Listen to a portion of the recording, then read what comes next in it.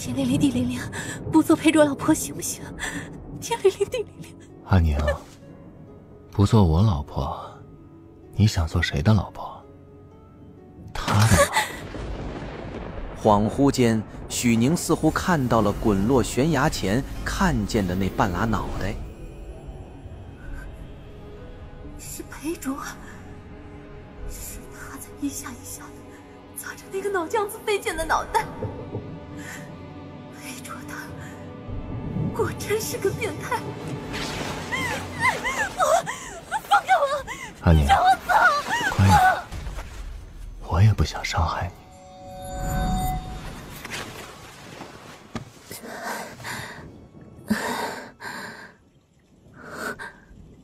裴卓，是我，发烧了，不认识我了。哎呦我去，我还能不认识你啊？要不是原主看见你拿着石头一下又一下次次不留情地折磨那颗脑袋，我许宁一个加班猝死的牛马能有幸体验这个穿越之旅？阿宁，我头疼。头疼？哎呦，完犊子了，触发关键词了。我的脑瓜子会不会也会像西瓜一样被裂开啊？你不记得了？啊？记得什么呀？你和周婶他们上山挖野菜，掉下了山坡，摔破了头，当时流了好多血，我都要吓死了。许宁低着头，快速整理了一下原主留下的记忆。裴卓的妈妈10几岁就去了大户人家做丫鬟，几年后回家，家里就多了个裴卓。一个私生子真真假假不得而知，但是裴卓也确实是争气。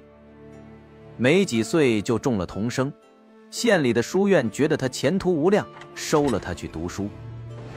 可世事难料，外出读书的裴卓被一辆马车拉了回来，下半身都是血，人也昏迷不醒。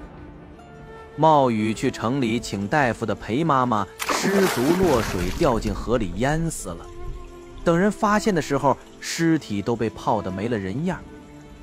裴家认为他死得不吉利，连棺材都没给，祖坟也不让进，草席子一卷，就在后山找了块地方埋了。难不成刚才那个脑袋是裴卓的仇人？阿宁，你心绪不宁，是在可怜我吗？一个算计我的女人也会心疼人吗？阿宁，我不是，我就是，哎呀，不是裴卓，你听我说。好了，你也累了一天了，睡吧。许宁躺下，闭上眼睛，他能感觉到一道目光落在他脸上，被子下的手指紧紧地攥着床单。过了不知道多久，许宁才听到关门的声音。他松了口气，慢慢地睁开眼，就对上了裴卓那双满含戏谑的丹凤眼。阿宁，你睡不着吗？我想喝水。喝水啊，我去给你倒。裴卓总算是出去了，但许宁却后悔了，他会不会给自己下毒？裴卓走了进来，黑瓷碗装着半碗水，水色泛黄，像是加了什么可疑的东西。喝吧。好，先放桌上，我一会儿喝。阿宁，你今天很奇怪。当然奇怪了，哪能不奇怪啊？如果你杀的那个人是你仇家，那根据我调取的原主的记忆，我也算得上是你仇家之一了吧？毕竟我们的婚姻也是我家算计来的。原主省吃俭用供养自己喜欢的书生上学读书，谁成想那个书生竟然转头和村长的女儿定了亲了。气不过的恋爱脑原主发誓一定要找个比这书生强的读书人。后来不知道谁给他出了个主意，他居然跑来裴卓家里住了一夜。隔天早上，原主、后娘和裴家人就来了。原主家都是些不讲理的，双方扯皮扯了半晌，裴卓用5亩地换了这个老屋和屋后的一块地，以及一个算计了他的女人。怎么了？阿宁，你是不是有什么心事？不可以，我绝不能坐以待毙。多喝水，对身体好。许宁只能硬着头皮接过他手里的碗，看着碗里的水，他的手指都在微微发抖。怎么不喝？怕我下毒啊？不是。许宁端起碗抿了一口，水里有一股甜味儿，他有些诧异。我加了糖，好喝吗？好喝。这可真他妈的太好喝了，这个穷的揭不开锅的家居然有糖，我真的是要被他吓死。许宁以为自己会失眠，却一沾枕头就睡了。等他醒来的时候，胃里空空如也，饿得头晕眼花。他进了厨房，裴卓不在，打开锅盖，许宁盛了一碗，吹了吹，喝了一口。人在饿的时候吃东西会格外香，土豆汤味道还不错。许宁回到房间想快点入睡，可因为下午睡太久，根本睡不着。屋子里黑黢黢的，黑暗中似乎有什么虫子在手上爬。许宁惊恐地坐了起来，循着记忆找到了油灯，可他打不着火，又去厨房借火。一进门就被门口立着的一道黑影吓了一跳。吓到你了？没有，是我太饿了，吃了半碗饭。裴卓看了一眼锅里的土豆汤，没有说话。许宁心想，吃半碗土豆不至于要杀了他吧？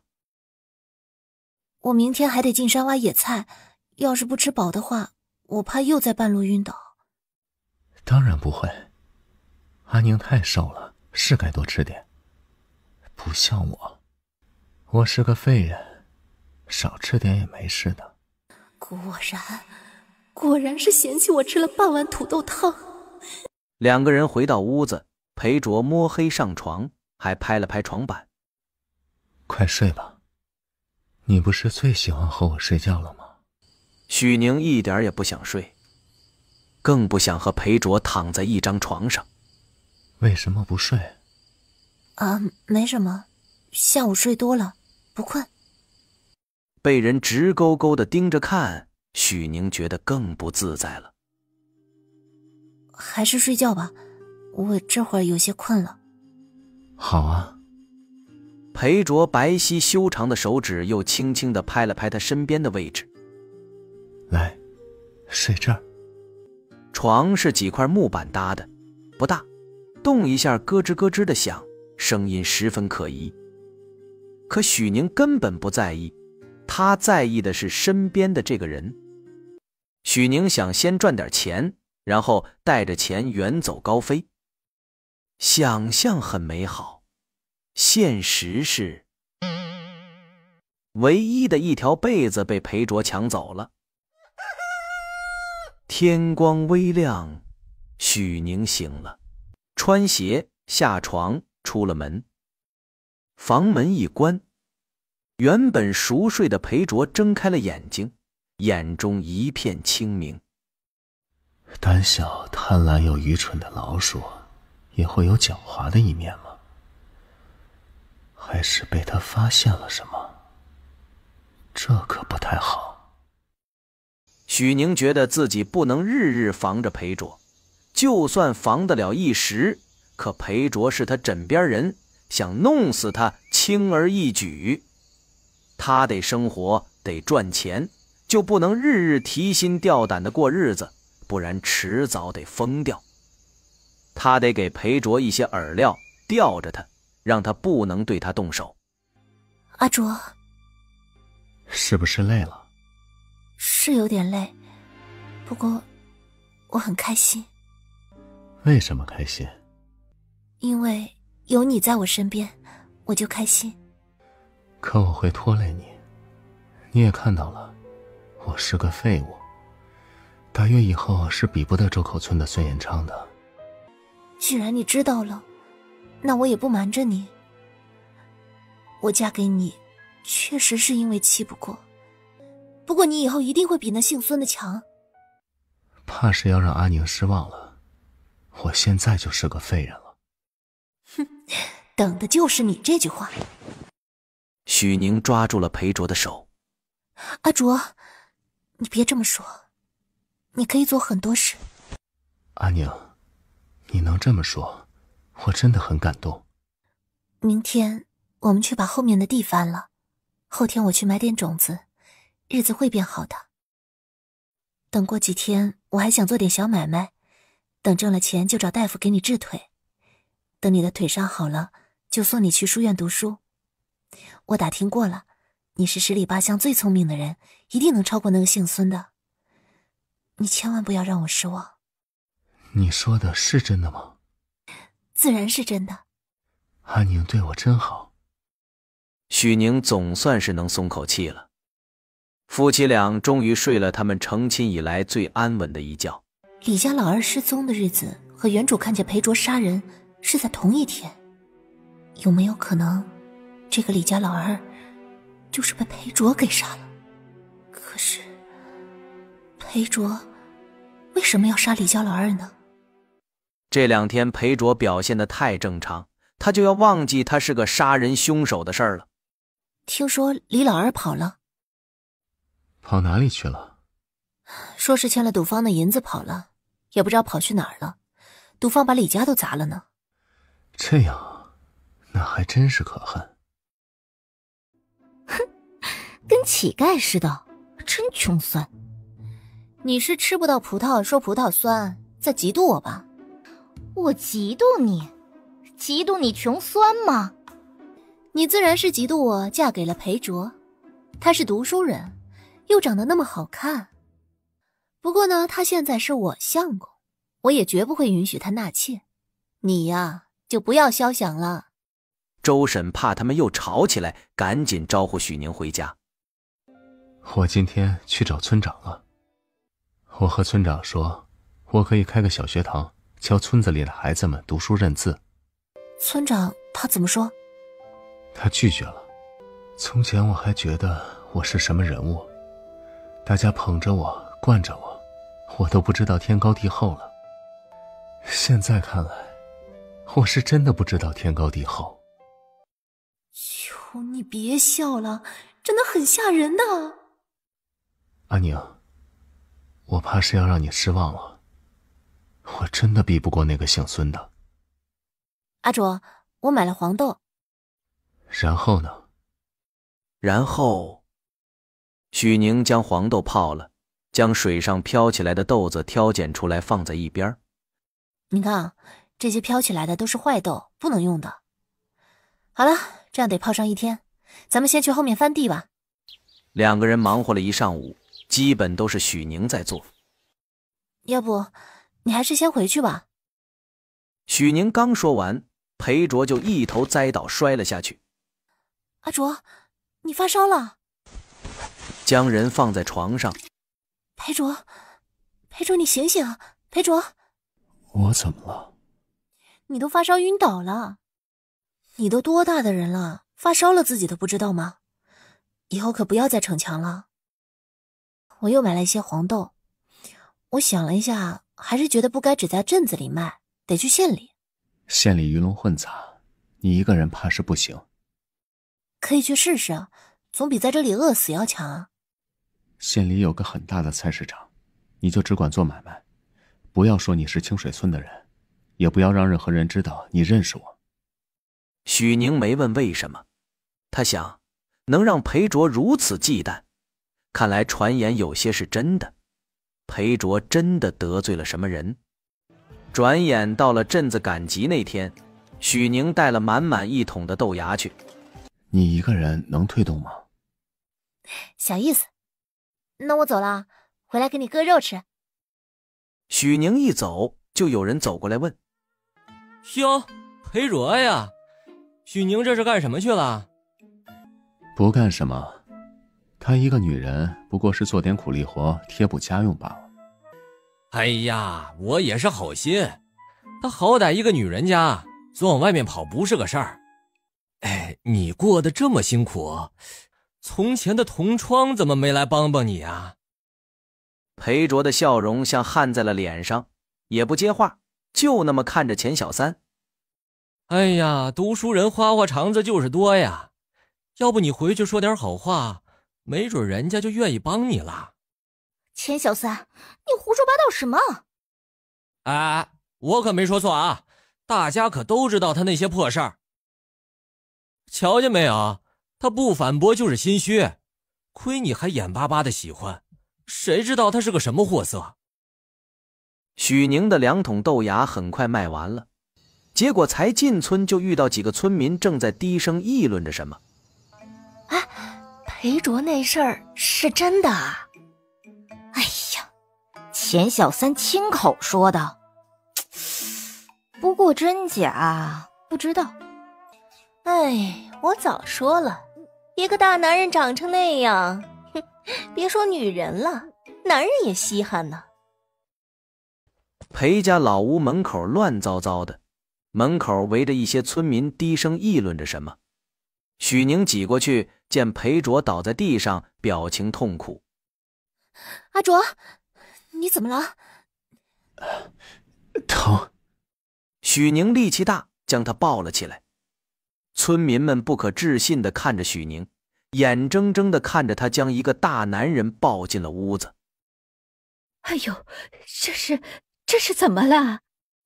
他腿还是疼。婶子，你知道哪里有好点的大夫没有？县里的回春堂不错，可人家县里的大夫不会来村子的。那就去县里看。麻烦婶子帮我雇个牛车，我出双倍的钱。周婶点点头，快步走了。从清水村到县里要走20里的路，后市开车可能用不了半个小时，可许宁和周家大郎赶着牛车走了好久。2个人很顺利到了回春堂。回春堂地方不小，往来的人也多。伙计没有因为他们穿着不好狗眼看人低，还帮着将人抬了进去。能治，你也别高兴得太早，他这个腿呀，拖得太久了，要治好最少得花10两银子。你们考虑考虑，若是治呢，就去准备银子；不治，天黑前就回去吧。送我回去吧。如果我死了，就把我和姑姑埋在一起。我去筹银子。裴卓很意外。周大哥，麻烦你帮我看着点裴卓，我去想想办法凑点钱。许宁将今天卖豆芽的钱拿了一些给伙计，算是押金。麻烦小哥照顾一下我夫君，这些钱你先用着，我现在就去筹钱。不麻烦不麻烦。许宁出去了。这妇人倒是有情有义呀。情义不值钱，既然人家交了钱，那就再去看看病人。裴卓看到他回来，肉眼可见地松了口气。我还是阿宁先说吧。他把银子放在了桌上。哪里来的？18两，用来治病够了。哪里来的？许宁将自己卖豆芽的事说了。阿宁，以后我一定会对你好。银子到位了，医馆自然会尽心尽力的治疗。裴卓是活活疼醒的，他能清楚地感觉到他的腿被切开接上，然后他像个破烂衣服一样被缝补好。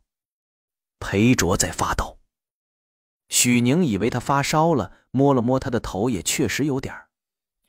来，先把药喝了吧。他扯着嘴角露出个假笑，端起碗一口喝了。许宁拿了一个东西放在他嘴边，裴卓吃了，丝丝缕缕的甜盖过了苦味儿。我又不是小孩子，吃什么糖？苦都是一样的，分什么大人小孩啊？医馆住了3天，韩大夫说裴卓恢复得不错，到底是年轻人，他身体底子不错，后续的只要按时来拿药就好了。许宁大方地付了钱，将裴卓抱上了马车。马车缓缓地离开了县城，到了村子，天已经黑了。若是以前，让他和一个陌生男人睡一张床，指不定多想。可最近实在太累，劳神劳心的累，一沾枕头就睡了。裴卓却睡不着，他盯着房顶的一块黑发呆。以前很多时候他都这样。当初裴家刚把他扔在这个屋子的时候，他也喜欢盯着房顶，看上面的稻草，垂下来的蜘蛛网。许宁一觉睡得神清气爽，一睁眼对上一张帅脸，还是愣怔了一下。刚想问裴卓怎么起这么早的，才发现自己将裴卓挤到了墙角，被子也被自己骑在身下。裴卓可怜巴巴地缩在角落，还抬着腿，怕被他碰到。抱歉啊，没有压到你的腿吧？没有，阿宁睡觉很老实。你要去茅房吗？裴卓乖巧地点点头，被他扶着去了茅房。许宁忍不住多看了他一眼。怎么了？你今天有点奇怪啊。哪里奇怪？我每天都是这么尿的。好了，你可以闭嘴了。裴卓轻笑了一声，2个酒窝再次露出来。许宁很想戳一下，这么想，他就这么做了。你脸上沾了东西。那拿掉了吗？啊？什么？沾着的东西。啊，拿掉了，拿掉了。那啥，咱回去吧。裴卓这才慢悠悠地穿好了裤子。裴卓和许宁回来的事儿，村里人很快都知道了。可是下午，就有一声尖叫打破了村子的宁静。村长，你可要为我做主啊！这个疯婆子要砍死我！许氏，你是怎么回事啊？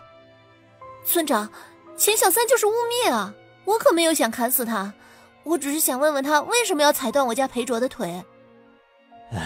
臭娘们儿还狡辩，不想砍人，你拿刀做什么？哦，你说这个啊？我刚才在做饭，看见你了，就想问问你，结果你拔腿就跑，那我就只能追了呀。你胡说，你就是要砍死我！那你说我为什么要砍死你啊？因为我踩了裴卓的腿。可他现在没事了。村长，几天前这个钱小三跑去我家推倒裴卓，还踩断了他好不容易长好的腿，差点害了他的性命，好多人都看到了。这件事不能就这么算了。您是村长，裴卓说您为人最是正派，村长您说怎么解决，我听您的。裴卓家的，那你说这事儿该怎么办呢？村长，我一个妇道人家，我都听您的。您说钱小三打人杀人可以原谅，那我们就原谅，都是乡里乡亲的，反正裴卓也没死。村长，这事不能就这么算了。就是，这怎么能跑去人家家里打人呢？哎，谁都跟他一样，那咱们村子不就乱了？老子只是推了他一把，他的腿本来就断了，怎么能怪到我头上？我家裴卓本来都已经好了，他还能在家里做做饭，去后面翻个地什么的。如今被钱小三害的，大夫说他以后都干不了活了，只能精细的养着，这叫我们以后可怎么活呀？我还是找个绳子吊死算了，也省得活着受罪，还时不时的要被人欺负。裴家的，这次去医馆花了多少钱呢？许宁当然不能说10两，10两银子那是巨款，钱家不会赔，就是赔了还会惹来祸事。花了4两银子，我的嫁妆也卖了，裴卓过冬的衣服也卖了，还跟人借了一些。大夫说，裴卓的腿以后都做不了重活了。既然祸是你闯的，那你就赔给裴家4两银子吧。哎，凭什么？就凭你打了裴卓。这个臭婆娘，泼妇，想讹老子的银子，没门儿！既然你不叫我活，那我死之前也要拉个垫背的。他二话不说，朝着钱小三就砍。啊！疯子，村长，救命啊！快拦住他！最后，还是村长小儿子和周大郎2人拦住了许宁。钱小三不让我活，他也别想活。那就这么定了，钱小三赔给裴卓4两银子，这事儿就这么算了。钱小三没意见了，许宁也消停了。许宁拿了银子和菜刀就回家了。进了门，这才松了口气。裴卓却有些担忧，他怕这事儿传到县里去。你在县里到底得罪了什么人啊？我不是想打听你的私事，现在咱们俩是一根绳上的蚂蚱，万一有人要找麻烦，那我也好提前做个准备啊。万一你得罪的人要你的命，那我就只能提前跑路了呀。董家、齐家，往后看到齐家、董家的人躲得远一点。恢复的不错，药吃完了？吃完了。韩大夫又给配了一些，还问许宁买不买他配的膏药，说是贴了恢复的快。许宁问了问价格，倒是也不贵，就买了一些。2个人付了钱，就离开了回春堂。你要去书院吗？裴卓点头。你认识孙延昌吗？荣昌书院很大，还有一些外围书院也是这样的院府。咱就在这儿等着。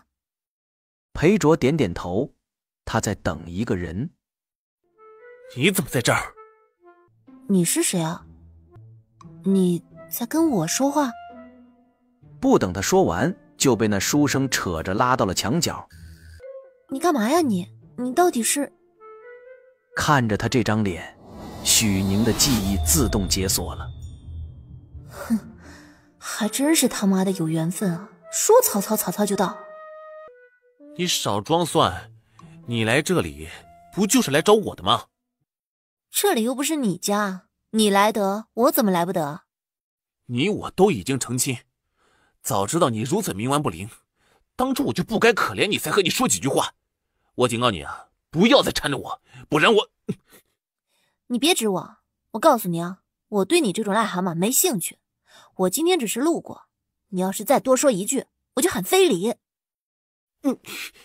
你最好说话算话。你别逼我在人多的地方扇你。滚！孙延昌最爱面子，许宁这么说了，他气得转身就走。这就是孙延昌啊，长得也不怎么样啊。是，谁有你长得好看？看起来人品也不怎么样。是，你人品好，孙延昌只是渣男，你能一石头敲碎别人脑壳。而且他穿的衣服是外援的，这地方交点钱就能上的。是，你学识最好了。许宁就像是走进了动物园，看到了开屏的公孔雀。裴卓见他不怎么高兴，就不说了。志远兄。裴兄？是啊，好久不见。找了个僻静的地方，许宁在外面望风，裴卓和高志远在车上说话。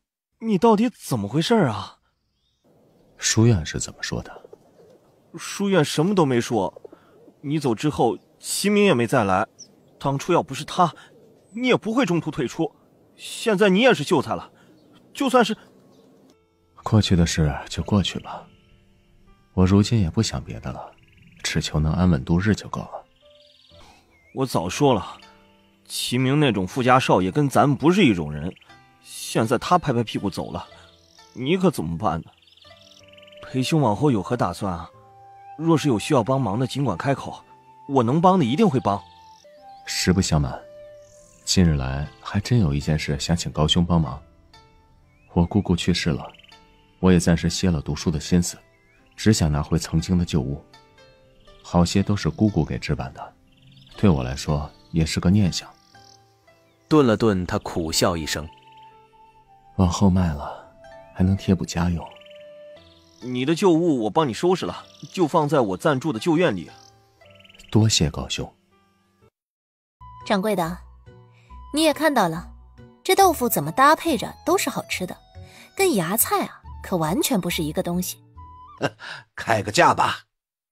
能在县城开铺子的，背后的人不是有钱就是有权。春江楼是夏家的生意，夏家在县城也算是有头脸的人物，分红就是分走了他们的利益。那我不卖方子，只卖豆腐，怎么样？匹夫无罪，怀璧其罪。一旦被人看到你赚了钱还有方子，无论咱们怎么捂着都会被人知道。方子是你的，你拿主意。200两，连带着豆浆、豆腐脑、豆花以及豆腐的方子都卖给您。杨掌柜，您应该知道这些东西绝对值这个价。若是春江楼不要的话，那我就只能去鸿运楼碰碰运气了。哎呀，别呀！成，那明天这时候我再过来。许宁特意绕了一段路，没人跟着他才去找了裴卓。怎么样了？杨掌柜说要请示东家。夏家在县城口碑不错，可我们也得防备着点。许宁点头。两个人晚上不准备回去。裴卓知道一家客栈很便宜，也不需要登记，两个人暂且住下，就等着明天的消息。许宁偷偷看了裴卓一眼，其实按照他刚穿过来的想法，是准备拿着银子跑路的。这些银子就算是他跑出去也会过得很好吧。许宁刚想了个开头，裴卓忽然抬头看他，神情有些微妙。你怎么了？你干嘛这样看着我呀？阿宁，你知道一个没有身份的人跑出去会是什么后果吗？啥？他为啥这么问啊？我去，他是不是能听到我心里想什么呀？要么被路上的劫匪悄无声息地杀掉，要么被当成流民被官府抓住送入大牢，直到榨干最后一点价值。你跟我说这个干什么？我就是怕你不清楚跑丢了，如是跑丢了，记住来找我。我们是夫妻，只有我能救你。阿宁，你别怪我，我只是太害怕了。害怕什么？怕你丢下我去找那个姓孙的臭王八。许宁无语，摇了摇头。那我就放心了，我们睡觉吧，我有点困了。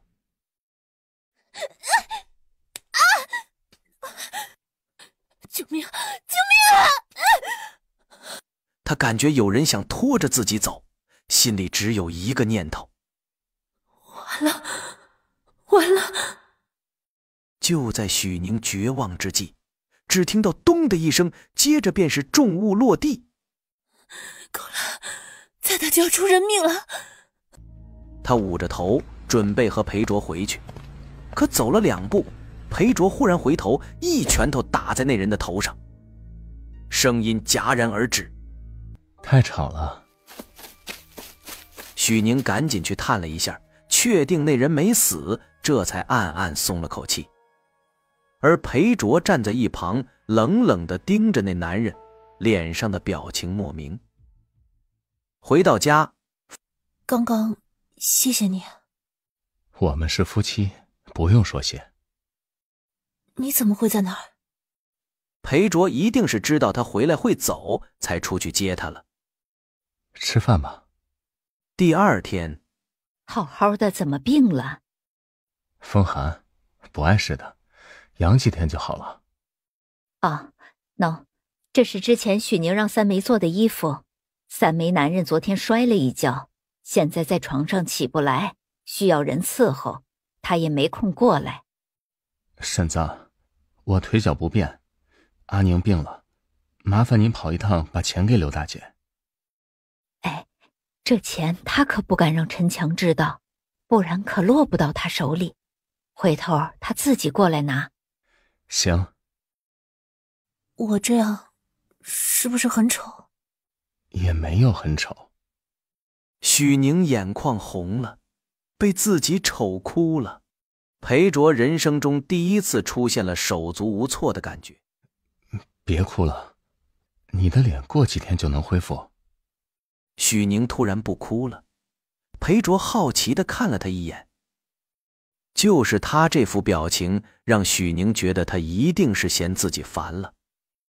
他会不会举起拐杖给他一下？许宁像是一只被掐住脖子的鸡，忽然就没声了。你没事吧？没事，你出去，我不想看见你的脸。这是周婶送来的。他将一个包裹放下，拄着拐杖出去了。老公长得太帅也很烦呢。下午的时候，刘三梅来了。许宁在吗？刘大姐啊，你先进来吧。许宁病了，我去给你拿钱。裴卓说着进了屋，在许宁的注视下拿了铜板给刘三梅。我家被子也旧了，想做床新的，不知道刘大姐有没有时间？啊，有的，我有时间。许宁却觉得奇怪，裴卓为什么忽然关心起这些事儿了？和刘三梅商量好价格，裴卓将之前买的布和棉花拿了出来。刘三梅抱着要走，裴卓十分有礼貌地送她到门口。不用送了，你腿脚不好，先回去吧。我这腿脚确实不太好，倒是拖累了许宁。不过好在最近情况好了些，万一我死了，她一个寡妇会被送回娘家去。哎，是啊，寡妇的日子可怎么过？其实也无妨，我们若是有个孩子，她就能守着孩子过，没了拖累，倒是也自在。是啊，要是个儿子就好，如果是个女儿……本朝律法，女儿若是招个夫婿上门也不是不行。以前读书的时候，就听说有个妇人的丈夫打仗没了，她带着女儿差点被赶出去。后来……后来怎样？时候不早了，大姐赶紧回去吧。刘三梅点点头，赶紧抱着东西走了。那天晚上的那个人是刘三梅的男人吗？是。真是个人渣，可惜不能打死他。你想他死吗？当然想啊，我恨不得现在就杀了他。我就是说说，咱们好好过日子，我们不需要为不值得的人赔上性命。裴卓轻笑了一声。你笑什么？阿宁，你真可爱啊。大雨下了一天一夜，一具腐烂的尸体被雨水冲刷出来，顺着山坡滚了下来，掉进了一户人家的田地中。杀人了！许宁站在门口往外看，就见村里人都往一个地方跑。其实他也很想去看看，可他锅里还煮着饭，只能放弃。也不知道外面发生了什么事儿。别去了，外面都是泥土，踩脏了鞋子还得洗。说的也是。哎呦，到底是什么人呢？这死的也太惨了。哎，谁说不是呢？烂的都没个人样了。听说村长已经去县里报官了，官府很快就会来了。哎，你们说这人是不是咱们村的？当然不是，咱们村最近也没人失踪啊。猪捕头，这尸体应该是从山上掉下来的，咱们上去看看。两个人过了许久才下来。村里人心惶惶。那具尸体没穿衣服，身上没有任何能证明身份的东西，头被砸了个稀巴烂，根本认不出来。许宁也觉得头皮发麻，他知道那具尸体就是被裴卓砸死的。又被死去的记忆攻击，许宁做了噩梦。这一次他成了那个人。裴卓脸色狰狞地盯着他，对着他举起了石头。不要！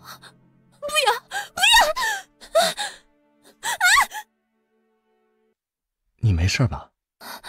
我没事。做噩梦了。梦都是反的，不用害怕。深山老林，除非刻意，不然埋个人几百年都不会被发现的。许宁还听说尸体就掉在李家的地里，如果死的真的是李老二，那裴卓绝对就是故意这么做的，他是故意让尸体被发现的。你很冷吗？啊？是什么？你在发抖？没有啊。那就是在害怕。他开始怀疑了。许宁试图想找个理由敷衍他，可他忽然凑近，将头埋在了许宁的胸口。你的心跳得很快，是在紧张还是在害怕？没有，我只是做噩梦了。是吗？裴卓重新睡回了他的枕头上，然后他伸手将许宁抱进了怀里。别害怕，我会保护你的。我怕的就是你啊！你怎么这么没有自知之明啊？就这么不知道过了多久，许宁还是坚持不住睡着了。听到了均匀的呼吸声，裴卓轻轻地吐出了一口气。那天，许宁果然是看到了，尸体最终确认了是李老二。朱捕头让人找这些年河里淹死的或者差点淹死的人出来。朱捕头对裴卓还算是客气，问的都是裴小姑的事儿。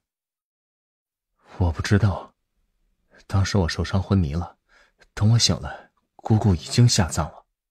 这事石江也知道，当时我姑姑的案子还是他办的。是我办的，那天下了雨，河边湿滑，裴小猫失足落水，和李老二无关。石江哥问过李老二了？问过，当时李老二在家睡觉，李家人可以证明。你的腿怎么样了？就是您看到的样子，出门全靠拐杖。如今还好一点，之前连路都走不了。这位是？贱内。听人说你经常上山挖野菜。啊，不是经常上去，就去过4、5次的样子。那你对山上很熟悉了？我每次都是跟别人一起的。村里人说你上个月失足掉下了山，还受了伤。是，不过你虽然瘦小，可是力气却还是有的。裴卓的拐杖做得不错，要不少钱吧？你们哪里来的这么多钱啊？是钱小三赔的，他打伤了裴卓。钱小三啊。钱小三是个大男人，居然被你一个妇人唬住了，你还挺厉害的。朱捕头之后没说什么就离开了。他是不是怀疑我？是，他怀疑你借着挖野菜名义偷偷离开队伍，杀了李老二，埋尸荒山。他明明也怀疑你。怀疑我什么？众所周知，我腿脚不便，哪能上山杀人呢？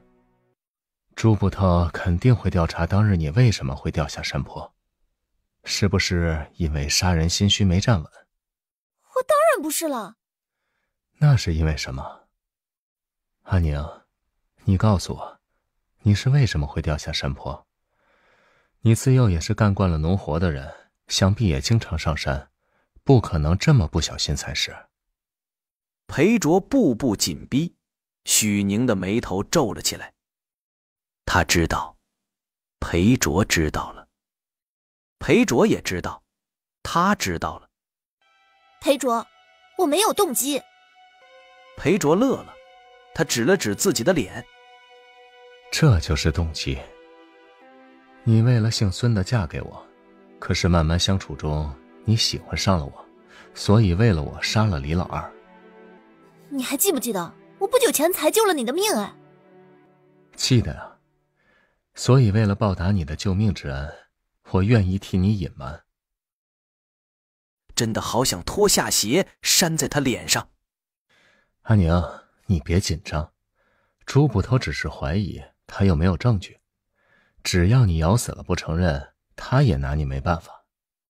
就算朱捕头怀疑我，你也跑不掉，毕竟在他看来，我就是一个无知愚蠢的村妇，你才是主谋。你到底想干什么？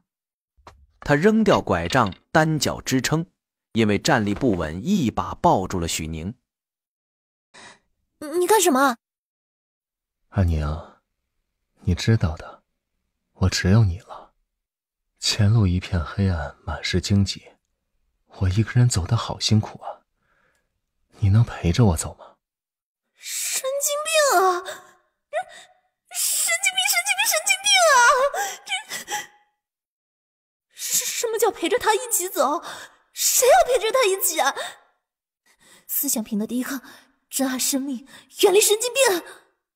裴卓，我救了你，你不能恩将仇报。我就是这样的人，你不是早就知道了吗？一语双关。当初可是你先找来非要嫁给我的，怎么，我是什么物件吗？想要就要，想丢就丢。你不是。我就知道阿宁最好了，当然舍不得丢掉我。我恨不得踩死你啊！你能不能先放开我，我们商量一下对策。好，那你扶我过去。你好好说话。裴卓就盯着他的脸看。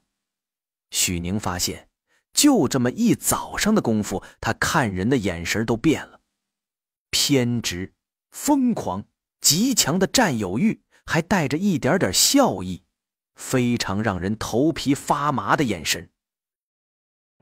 那接下来我们应该怎么办？朱捕头是有些本事，不过没有证据的事，他就是怀疑也没有办法。倒是李家的人，你姑姑真的是李老二杀的？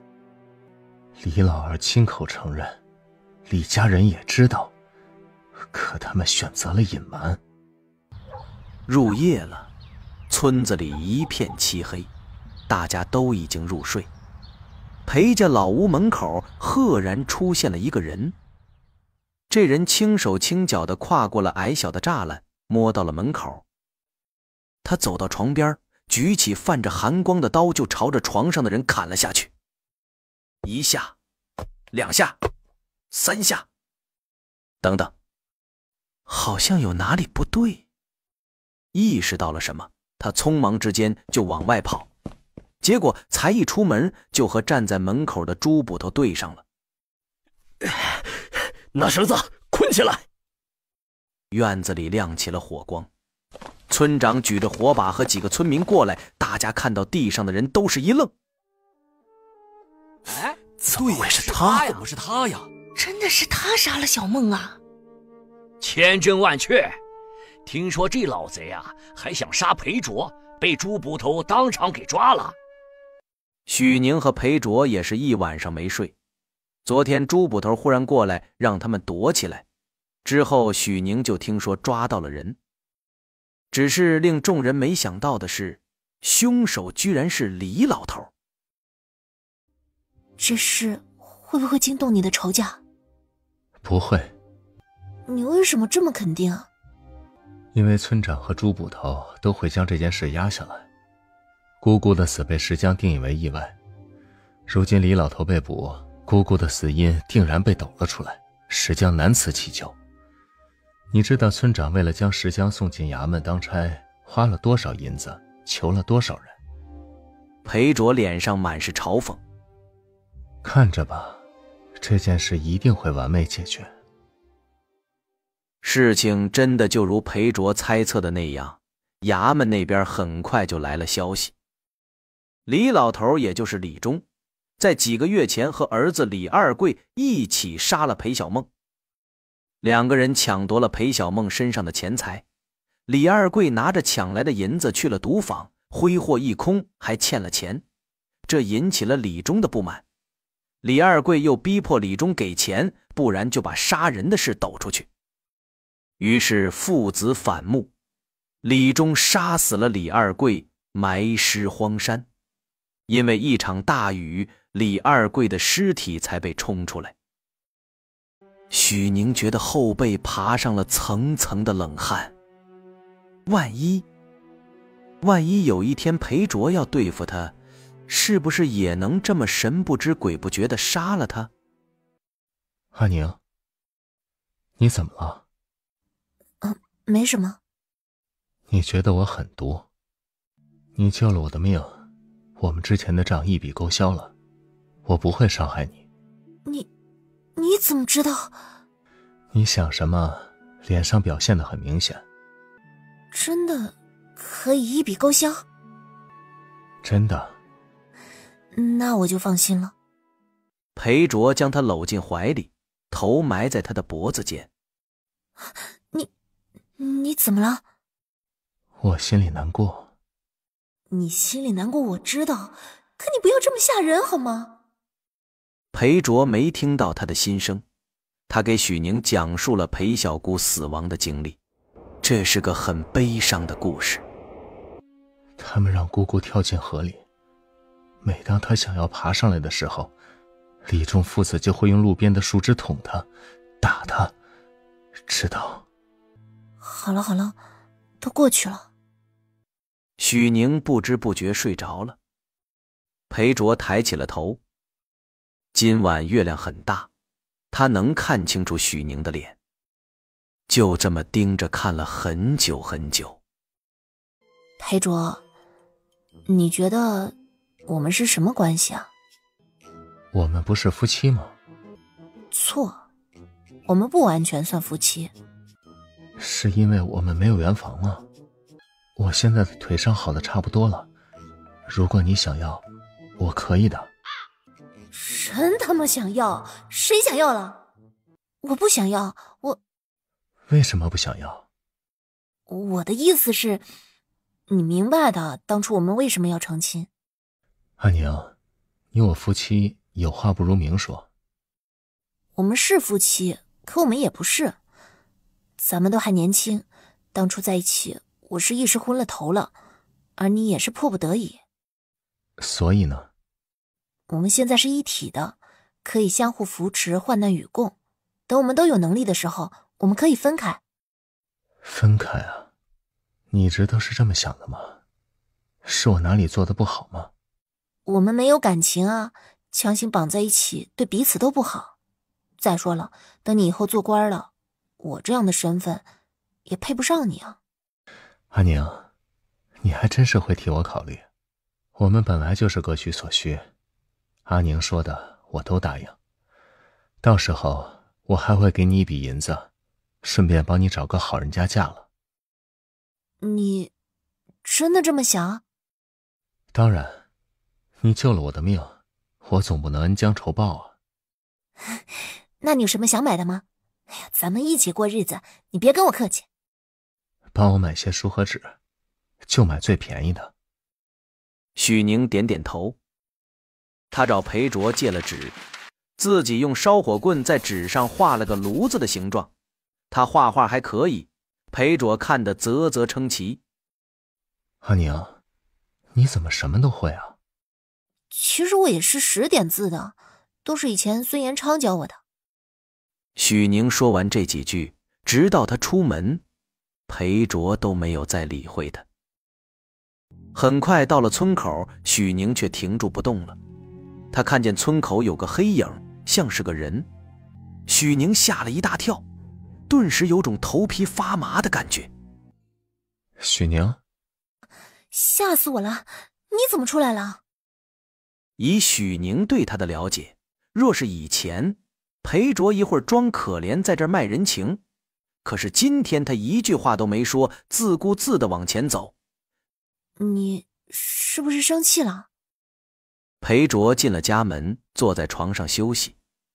我是生气了，不过不是气你，是气我自己。我下次不会了，别生气了。裴卓没生自己气，许宁也没多想，把今天赚的钱都拿了出来。6两银子，能出去娶一个新媳妇儿回来了。他很想知道许宁脑袋里装的是什么东西，这是什么奇怪的比喻啊？要是能每天都泡澡就好了。过几天天热了，我们可以去山上洗。山上不是有狼吗？就在山后面，顺着我们家后面这条路往上走1刻钟有个池塘，里面的水很干净，那边也没有狼。真的？这么好的地方居然没人发现吗？你先洗，我去那边守着。啊，那怎么好意思啊？那就一起洗。啊，我那是客套话，你去守着，不许偷看。裴卓一瘸一拐地去路边守着，他背对着许宁，听到他悉悉索索地脱衣服进了水塘。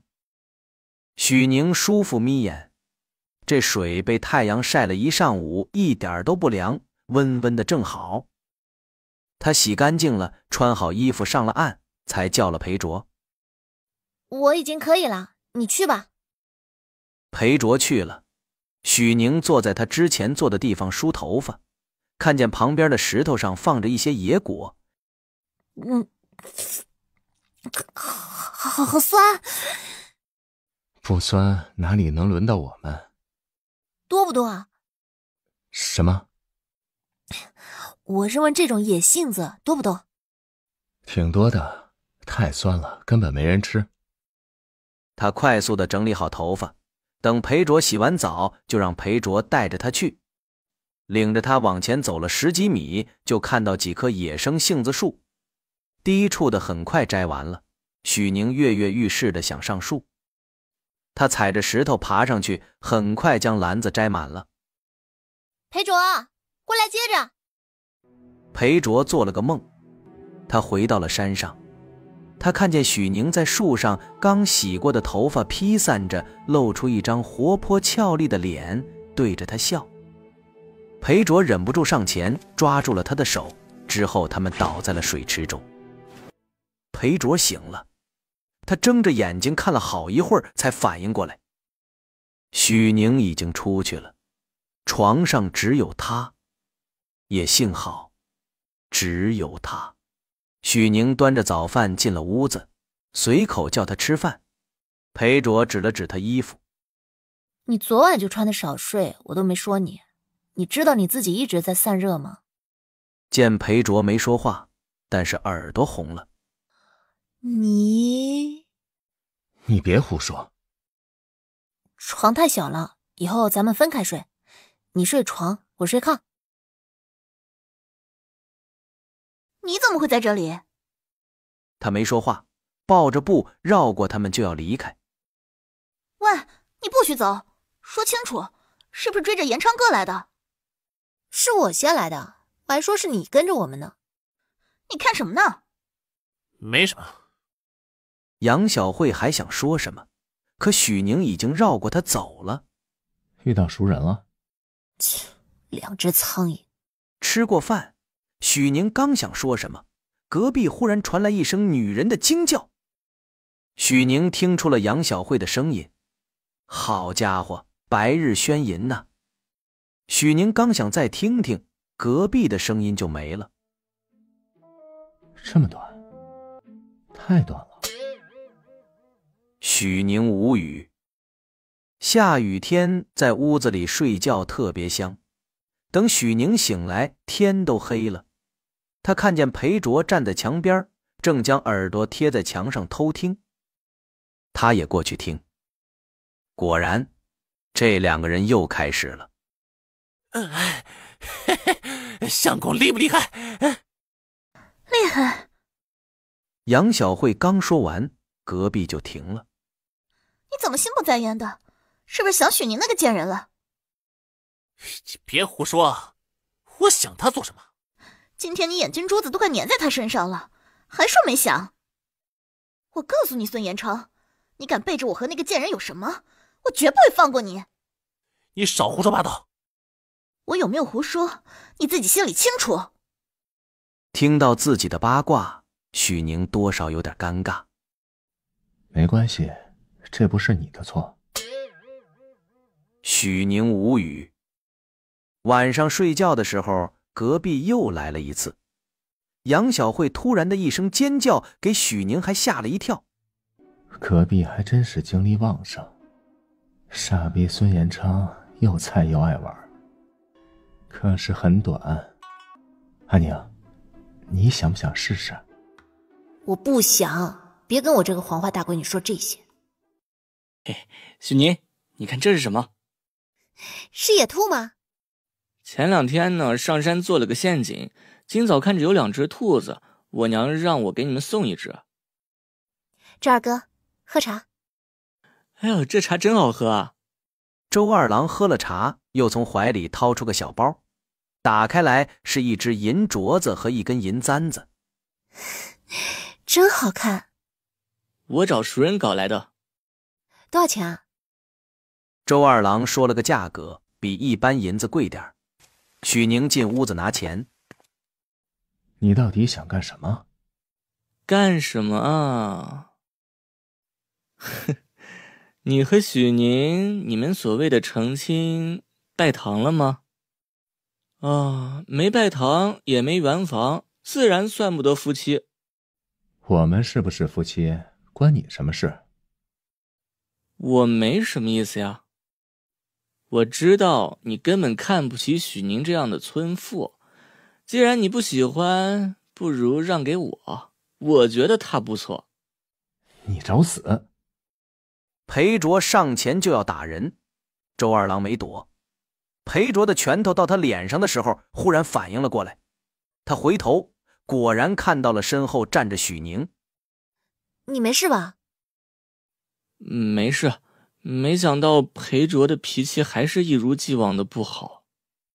许宁没去看裴卓，也没有接他这个话，他将银子递给周二郎。周二哥，拿着吧，今天的事是裴卓冲动了。我先走了，有什么需要帮忙的尽管来找我。周二郎走后，许宁松了一口气。刚刚是怎么回事啊？他该打。我下午去了县城，找高志远打听了一下，董家确实是出事了，是有人在背后整治他们。既然有人在处理董家，那这人就不会给董家翻身的机会。之前董家还得罪了夏家，夏公子也会添上一把柴的。多行不义必自毙，董家也算是咎由自取了。咎由自取也算是吧。你有什么好消息要告诉我？也是这件事吗？是书院的事，董承义被带走了，我找高志远让他帮我走走关系，可能年后我就能回书院读书了。啊，真的？这可真是双喜临门。不行，我们得做点好吃的。简单吃点就是了，明天再说。行。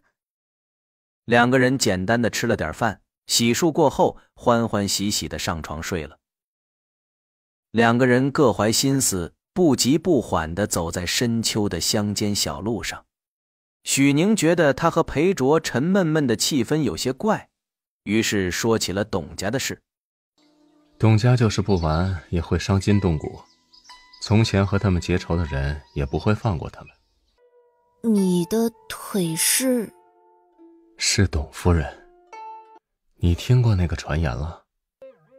什么传言？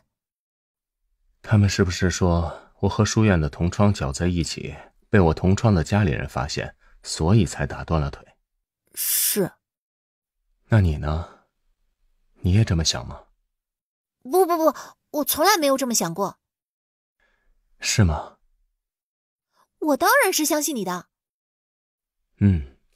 我也相信你相信我。所以，当初的事到底是什么样的？当初的事有点复杂。我常在董家走，自然也会接触到一些董家的人，比如董明月。因为知道董明月是个疯子，所以董夫人才……不是，董明月的疯是个秘密，却也不是什么了不得的秘密。董夫人之所以要这么对我，是因为我看到了一个对他们来说的惊天大秘密。是因为董承义和齐明吗？裴卓点头。那天他有急事找齐明，董家的下人们认识他，听说他找齐明就放他进去了，直到他看到了床上交缠在一起的两个人，一个是齐明，一个是他们书院德高望重的夫子董承义。然后呢？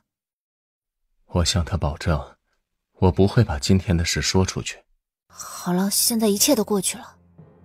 是啊，一切都过去了。董家该偿还的远远不够，还有齐明，一切的罪魁祸首。他怎么可以置身事外，继续过他的潇洒日子？总有一天，裴卓会叫这些人付出代价。不过，我还是有一点想不明白，董夫人她为什么要这么做？她怎么能容忍侄女和自己丈夫搞到了一起的，甚至还帮着他们隐瞒？这一点裴卓也不清楚，不过他会知道的。我们真的不考虑圆房吗？我想我们的关系并不适合圆房。为什么？难道你要一辈子不嫁人了？你不喜欢男人？许宁摇了摇头。既然你也要嫁人，为什么我不行？我是哪里很差吗？因为你穷，而且你也没有腹肌，你还是细狗。这可真是忠言逆耳啊！好残酷的真相。许宁好笑地看了他一眼，去收拾东西去了。东西还没收拾好，就有人找上了门。裴卓，裴灵出事了，你不能眼睁睁地看着。我可以去看看。裴卓时隔多年再次站在裴家门口，还是挺感慨的。你来干什么？娘，裴卓是来看小玲的。我呸！我的孙子就是死了，也不用他看。不好意思啊，蔡大嫂，这位裴大婶不许我看，我也不能强人所难，不是？说完走了。人人都说我是小姑的儿子。你不是说不是吗？我确实不是，小姑和我说过的。那你知道自己的身世吗？小姑不许我问，说等我18岁的时候会告诉我。可我还没到18岁，他就死了。许宁叹了口气，他觉得裴卓的身世不简单，不怪他多想了。他本身就是写画本子的，像裴卓这样的人物不配个牛逼的身世，都对不起他这张脸。洞房花烛夜，金榜题名时。阿娘，我能全都要吗？我去给你打水洗洗脸。裴卓看着他，他一把拉住他，将头埋在他怀里，深深吸了一口气。你别走。我不走。天旋地转。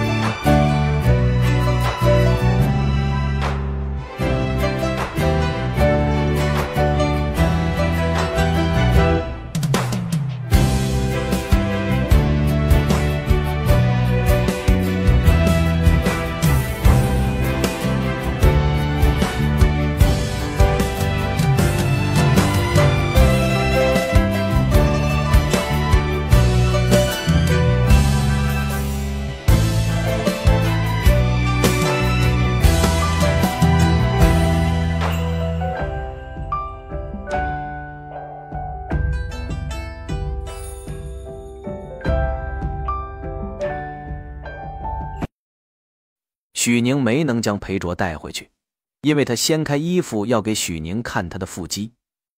好了好了，咱们回去看好吗？他邪气的一笑，站在房檐下，解开腰带，提出来就开始尿尿。多加点肥料，花花草草才能长得高。周二郎和叶子玉一脸震惊。就在许宁以为他闹够了就会回去的时候，裴卓眼尖看到了周二郎。说老二，老子尿的比你高，气不气？你气不气？裴卓，你也有今天。许宁生无可恋，才将他拖回了屋子。裴卓喝醉闹腾了大半夜，天快亮才睡着。等他再次醒来，只觉得头疼欲裂。醒了，你还记得昨天晚上发生什么了吗？不记得了。我是喝醉了吗？忘了就挺好的，吃饭吧。他只能假装什么都不记得。可他忘记了一个人，他一生的宿敌。周二郎下午回来，看到裴卓，忽然朝着他古怪地笑了一下，然后就开始绘声绘色地给他讲昨晚的事，事无巨细地说了一遍，期间还模仿了一遍。我不记得了。没关系，不记得哥再帮你回忆一下。于是他又模仿了一遍。想起来了吗？没想起来，二哥还可以再帮你回忆一遍。阿卓，别难受，一辈子很快就会过去的。于是裴卓发誓，往后他要是再喝一杯酒，他就是狗。许娘子，许娘子，探花，探花，裴公子是探花。裴卓所到之处，无数少女芳心暗许，朝他扔花扔手帕。就算是裴卓都有点招架不住，满脸木然。看见没？看见没？看见没？那个探花是我兄弟，是我兄弟，是我兄弟。那天裴卓回家后非常高兴，给许宁讲了面圣的经过。